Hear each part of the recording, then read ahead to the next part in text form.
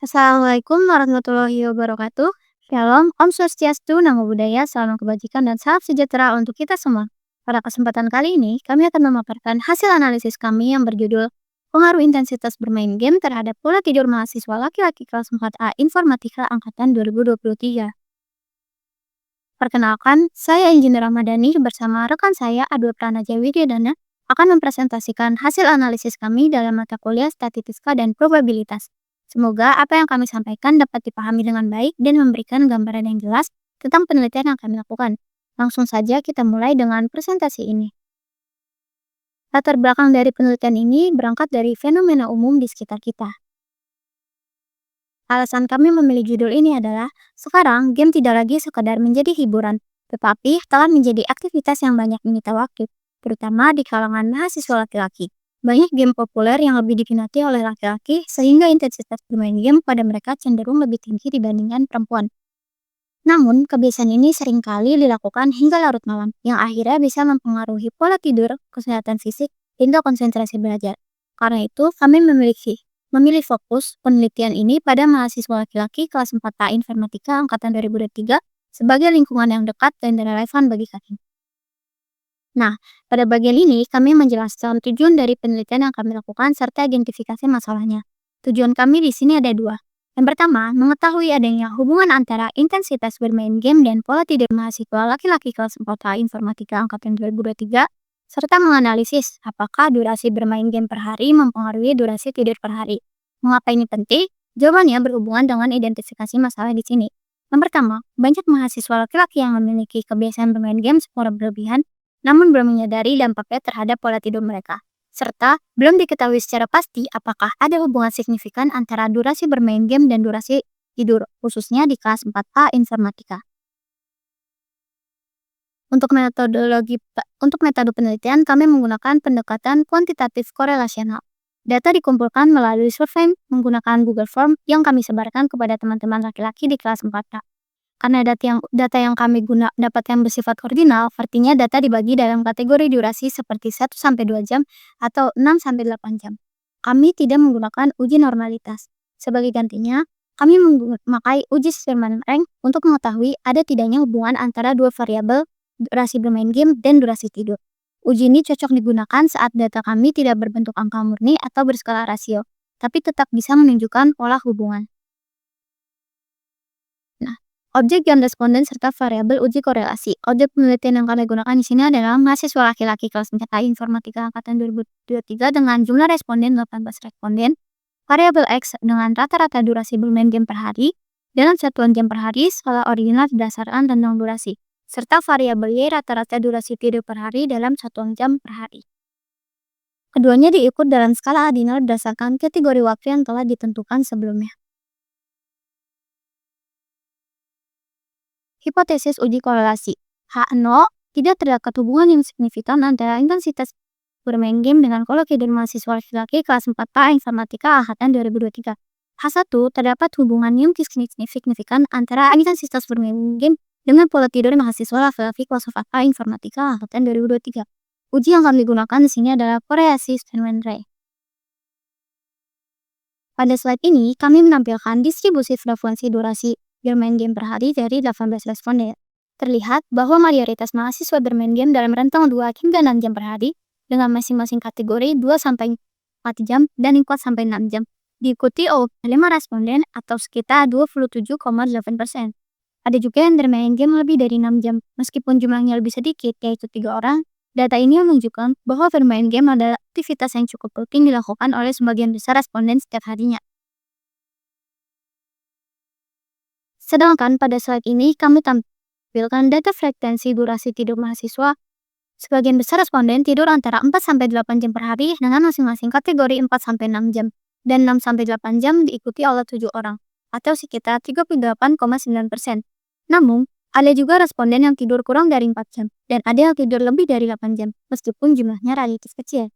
Hal ini menunjukkan adanya variasi pola tidur di kalangan mahasiswa yang bisa saja dipengaruhi oleh berbagai faktor. Salah satunya adalah kebiasaan bermain game. Untuk slide selanjutnya akan dijelaskan oleh rekan saya, Adwa Pranaja Widyadana. Waktu dan tempatnya dipersilahkan. Oke, selanjutnya yaitu kita ingin tahu ya, di masing-masing variabel tuh kategorinya gimana ya kan. Nah, untuk itu maka kita melakukan konversi di masing-masing kategori pada variabelnya, yaitu dengan menggunakan skor, di mana rentangnya yaitu 1 sampai dengan 5 untuk yang durasi bermain game, kemudian 1 sampai 4 untuk durasi tidur dalam sehari gitu ya. Nah, bisa dilihat yang untuk durasi bermain game dalam sehari itu untuk yang kurang dari 1 jam itu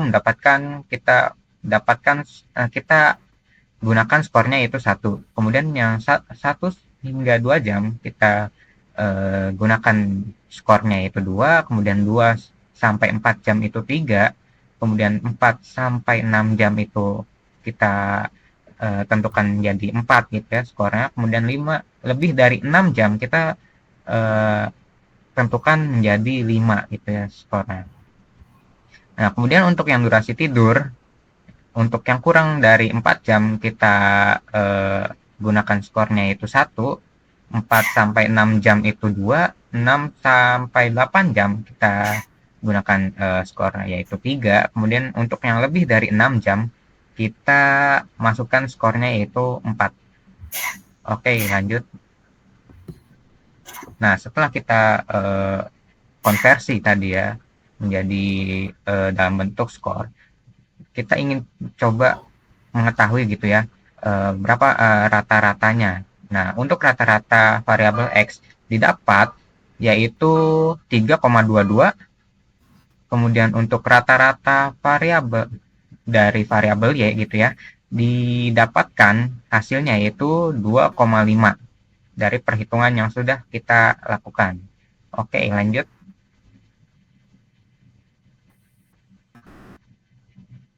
Nah, kemudian setelah kita mengetahui rata-ratanya, kita di sini bisa melihat median dari variabel X.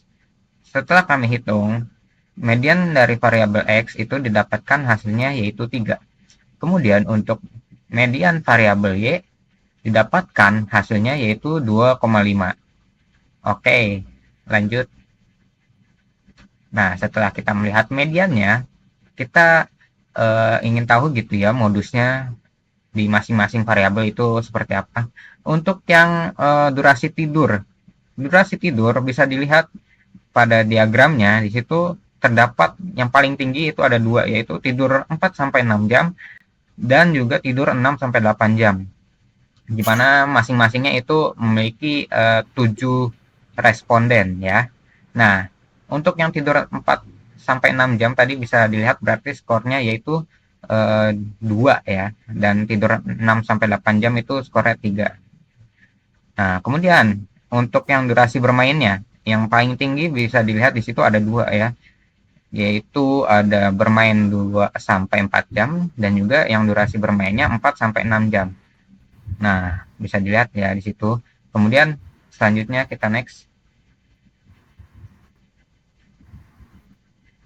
Nah, setelah kita mengetahui ya tadi, kemudian kita ingin melakukan uji hipotesis yang udah eh, kita ingin lakukan gitu ya. Uji hipotesisnya yaitu kita menggunakan rank Spearman. Kenapa menggunakan rank Spearman? Tadi seperti yang telah dijelaskan oleh Angie, karena data kita ordinal gitu ya, maka secara otomatis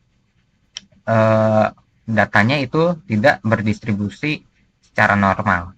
Nah, kemudian untuk rumusnya sendiri, karena bisa dilihat tadi ya datanya itu banyak yang sama, maka digunakanlah rumus rank Spearman-nya yaitu yang RS sama dengan yaitu sigma X kuadrat ditambah sigma Y kuadrat dikurangi sigma D kuadrat eh,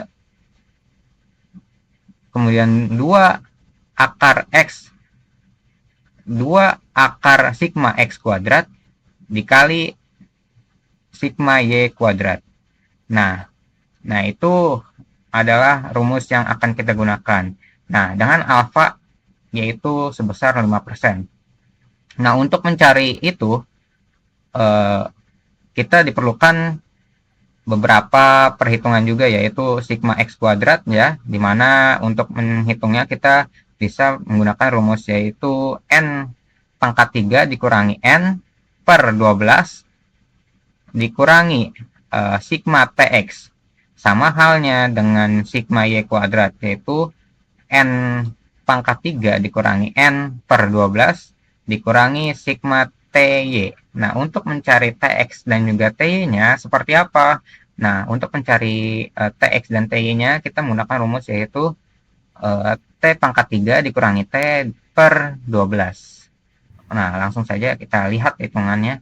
Nah, di sini setelah kita buat ya, itu perhitungannya menggunakan Excel, bisa dilihat di kolom pertama dan kolom kedua itu datanya.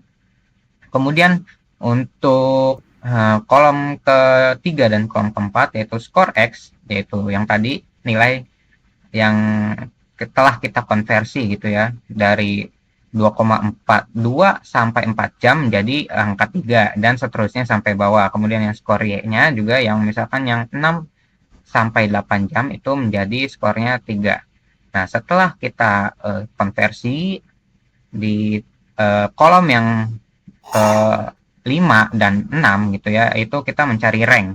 Nah, ranknya sendiri yaitu bisa dilihat ya, untuk yang baris pertama itu 8, baris kedua itu 4, dan seterusnya hingga ke bawah, yaitu mendapatkan rank X-nya 8 dan juga rank Y-nya 8.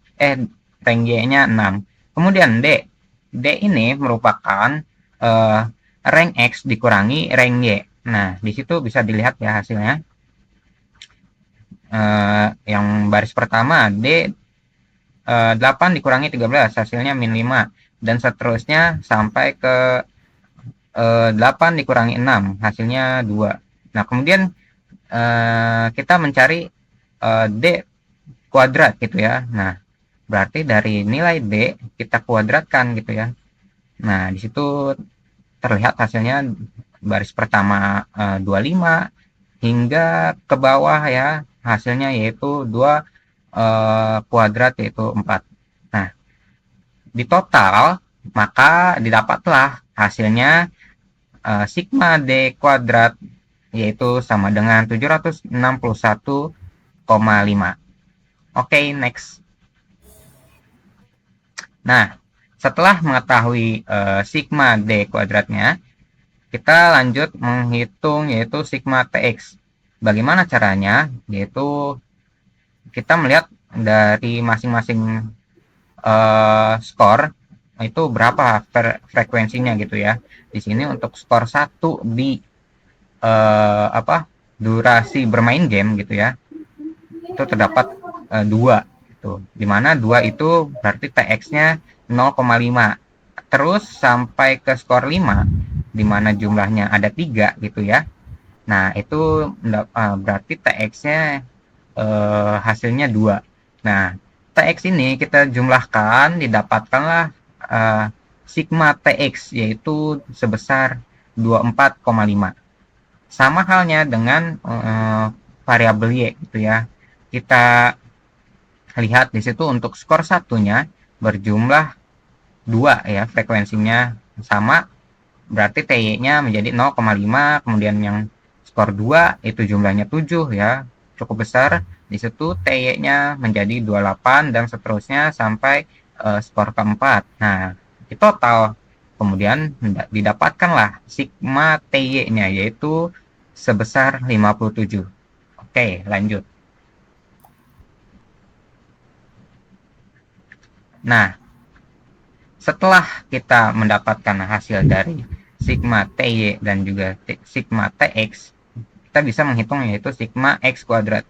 Di situ rumusnya tadi kan N pangkat 3 dikurangi N per 12. Nah, di situ karena N-nya itu 18, maka kita masukkanlah 18 pangkat 3 dikurangi 18 per 12 dikurangi 24,5 dari sigma TX yang sudah kita dapatkan.